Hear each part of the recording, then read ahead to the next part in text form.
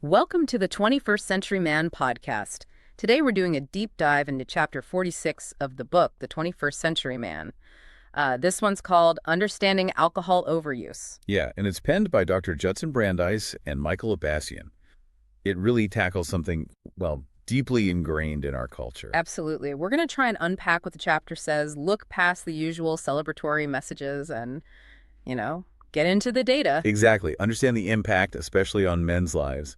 The goal here is just to get clear on the facts they present in this chapter.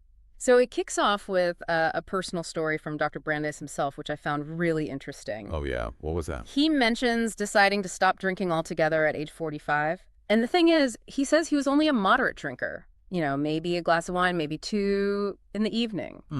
So not what you'd call overuse, but he still stopped. Right. And he talks about the positive changes he noticed pretty quickly. Like what? Well, things like having more energy, a better mood overall. He found managing his weight got easier and he felt, properly rested. Wow. That's pretty significant, especially coming from someone who wasn't drinking heavily. Definitely. And it leads him in the chapter to recommend that all his patients at least consider removing alcohol.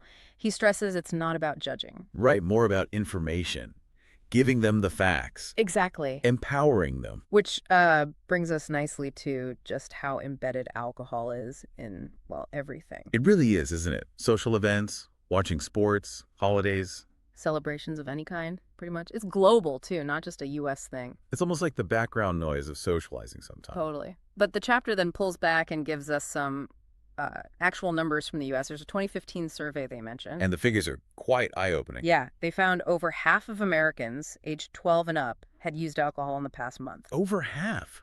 That's huge. It is. And maybe even more concerning, over 5% reported heavy drinking. And how are they defining heavy drinking there? It's defined as having 5 or more drinks on 5 or more separate days within that past month. Okay, 5 drinks 5 times a month. That's a fair bit. It's significant. And then you look at the industry behind it. The chapter points out the scale. Oh, yeah, the money involved. Beer in the U.S. is like a $114 billion industry. Wow. And wine adds another $30 billion on top of that. So it's no wonder we're constantly seeing positive messages, right? There's a massive economic force driving it. Absolutely. That shapes perception. So looking at the actual health data becomes even more critical. Which the chapter certainly does. And the reality check is pretty stark. Yeah, the mortality figures. Over 85,000 deaths every single year in the U.S. are directly linked to alcohol use. 85,000. It's hard to even picture that number. And it gets worse. Roughly 1 in 10 deaths among working-age adults resulting from excessive drinking. 1 in 10. That's staggering. It really hits home the impact on, people in their prime, on productivity, everything. So the chapter then kind of shifts gears and looks at why some people might be more susceptible, the risk factors for alcohol use disorder. Right. And the first one they talk about is genetics. Which they say accounts for about half the risk. Yeah, around 50%.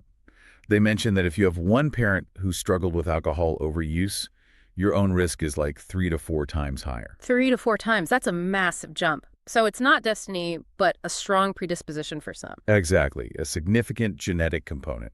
Another risk factor they highlight is, simply being male. Men are apparently 2 to 3 times more prone to developing alcohol use disorders compared to women. Any thoughts on why that might be? Is it biological, social? It's probably, a mix of things, biological differences, maybe different social pressures, cultural norms around drinking for men versus women. It's complex. Makes sense. The chapter also mentions a history of abuse in childhood, verbal, physical, sexual, saying that increases risk later on. Yeah, that's a really tough but important link. Trauma can lead people to seek ways to cope, to numb pain.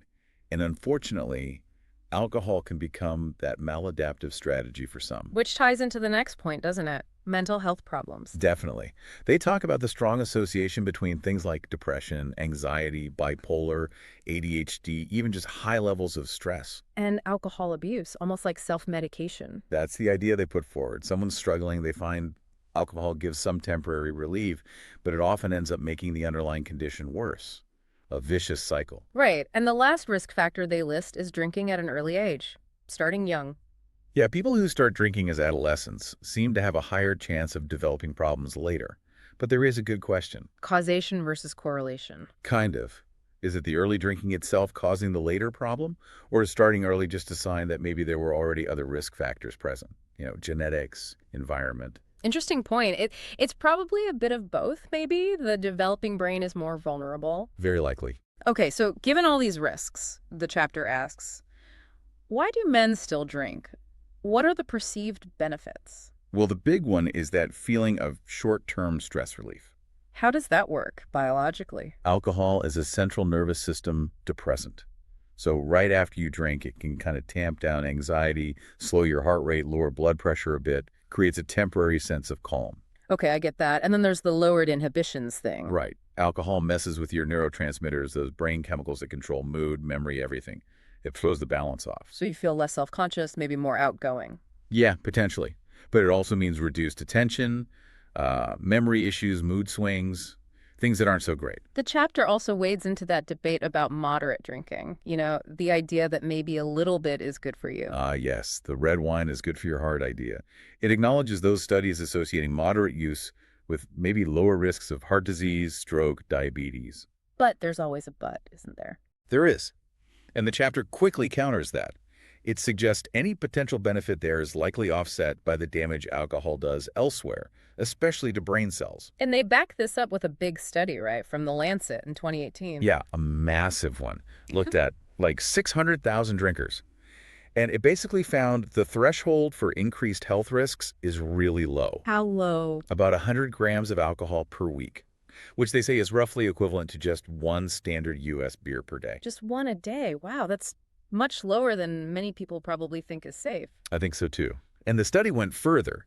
It linked higher consumption to actual years lost off your life. Okay, tell me about that. Drinking, say, 2 to 3.5 standard drinks a day consistently, linked to potentially losing 1 to 2 years of life expectancy. 1 to 2 years just from having 2 or 3 drinks a day. Yeah. And if you're regularly having 4 or more drinks a day, Let me guess, it's worse. it jumps to a potential decrease of 4 to 5 years in life expectancy. 4 to 5 years, that's sobering, literally. It really challenges that whole moderate drinking is fine narrative. It really does. It suggests that, well, the safest level is probably much lower than we assume, maybe even 0 for many people. Okay, so let's talk about the more immediate harms. The chapter mentions liver toxicity, but also how that connects to behavior. Right. When the liver's struggling and someone's intoxicated, it increases the likelihood of things like moodiness, aggression, violence, even abuse. There's a direct link. And the statistics they cite here are pretty shocking. They really are. Over half, 55% of domestic violence incidents involve alcohol use. 55%, that's awful. And similarly, about half of sexual assaults involve male perpetrators who've been drinking. Devastating numbers. It just shows the ripple effect beyond the individual drunker. Absolutely. The harm spreads outwards. And then there are the accidents, fatal ones. Yeah, the chapter states over a third, 38.6% to be exact, of fatal crashes involve drivers or pedestrians with significant blood alcohol levels. It just impairs everything, doesn't it? Perception, reaction time. Drastically. It's a reminder of just how dangerous driving under the influence is. Okay, shifting focus now to the long-term damage. What does the chapter say about the heart? Well, chronic excessive drinking isn't good news for the heart at all. It can lead to high blood pressure, irregular heartbeat. Arrhythmias. Exactly. And it can actually weaken the heart muscle over time, which can eventually lead to heart failure. So definitely not protective in the long run if you're drinking heavily. None at all. What about the brain and nervous system? We touched on neurotransmitters, but long-term. The chapter links heavy drinking to increased risk of mental health issues like depression, but also dementia later in life. And they talk about brain shrinkage. Brain shrinkage? That sounds bad. It does. They cite a 2008 Johns Hopkins study, found that even people drinking just 1 to 7 drinks a week had, on average, smaller brains than non-drinkers. Even at that relatively low level. Yeah. And for those averaging 2 drinks a day, they had 3 times the risk of brain shrinkage and lower brain volume by their late 30s, early 40s. 3 times the risk. And lower brain volume implies what, lower function? Generally associated with reduced memory, reduced cognitive ability. Yeah. Not good. And it gets more specific, right? No. About the hippocampus. It does. The hippocampus is key for memory formation. The chapter says alcohol literally shrinks it. And get this, 4 or more drinks a day was linked to 6 times the rate of hippocampal shrinkage compared to non-drinkers. 6 times. No wonder heavy drinking affects memory so much. Provides a pretty clear biological reason, doesn't it? Yeah. They also mentioned Dr. Daniel Amen's work with brain scans. Right. His research shows heavy drinkers often have reduced overall blood flow in the brain. And why is that significant? Because low brain blood flow is considered one of the biggest predictors of Alzheimer's disease down the line. Wow. So heavy drinking could actually be increasing Alzheimer's risk. The connection seems pretty strong based on that research. And it doesn't stop there for the brain, does it? Something about new brain cells. Unfortunately, no. Animal studies, according to the chapter, show excessive alcohol actually reduces the generation of new brain cells neurogenesis, especially in the hippocampus again. How much reduction are we talking? One monkey study showed a 58% drop in the creation of new brain cells and a 63% reduction in their survival rate. That's drastic. So it's not just damaging existing cells, it's stopping new ones from forming properly. Seems that way. And they also mention an increased risk of epilepsy, seizures with long-term abuse. Okay, so brain, heart, what else? Cancer. Yep, a big one. The chapter explains how alcohol breaks down in the body into acetaldehyde, Which is toxic. highly toxic, and it can damage the DNA in our cells. That damage is what can lead to cancer. What kinds of cancer? They list liver, breast, intestine, esophagus, and throat cancer as being linked to alcohol consumption. Basically, alcohol is a known carcinogen. Something many people probably don't think about when they have a drink. Probably not. And the liver, of course. We mentioned toxicity, but long term. It gets overwhelmed. Chronic heavy drinking leads to liver cell death, scarring. That's cirrhosis. And cirrhosis is serious. Very serious. It impairs the liver's ability to do its job, filtering toxins, metabolizing drugs. It can be fatal. What about the digestive system? Stomach, pancreas. Alcohol irritates the stomach lining, can cause ulcers, chronic inflammation. It messes with nutrient absorption too, and it can inflame the pancreas. That's pancreatitis, which is incredibly painful. Sounds awful. And diabetes risk. How does alcohol fit in there? Well, alcohol is essentially a simple sugar. So frequent consumption can contribute to insulin resistance and increase the risk of developing type 2 diabetes over time. Right. And gout. I know some people associate that with rich food and drink. Yeah, alcohol increases purine levels in the body. Purines break down into uric acid, and if you get too much, it forms crystals in your joints. That's gout, very painful, limits mobility. Okay. What about blood sugar fluctuations? Alcohol causes a quick spike in blood sugar because it's absorbed fast, but then it's often followed by a crash. And that crash can make you feel Moody, irritable, tired. Yeah. And maybe even crave more alcohol to bring your levels back up. It can feed into that cycle. Interesting. And infections. Does drinking affect the immune system? It does. The chapter says it can impair the body's ability to fight off viruses and bacteria. Makes you more susceptible. And finally, sleep. Lots of people think alcohol helps them sleep, right? A nightcap. It might make you feel drowsy initially, yeah. But the chapter is clear. It actually wrecks your sleep quality. How so? It disrupts your natural sleep cycles, reduces the amount of REM sleep, the really restorative kind. You wake up feeling less rested. They refer back to that big 2018 study suggesting optimal sleep probably means sticking to like 1 beer a day max. So the nightcap idea is basically a myth. Pretty much, in terms of actual quality sleep. Okay, so adding all this up, the immediate harms, the long-term risks, the overall picture for American men is pretty grim. It really is.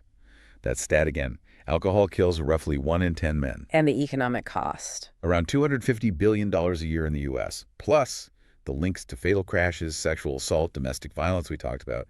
It's a massive societal burden. The chapter really drives home that economic cost at the end, doesn't it? Yeah, they break it down. That $250 billion, it works out to over 2 pules per drink consumed. $2 per drink. Wow. And where does that cost come from? Mostly lost workplace productivity. That's 72% of it. Makes sense. Hangovers, absenteeism, reduced performance. Exactly.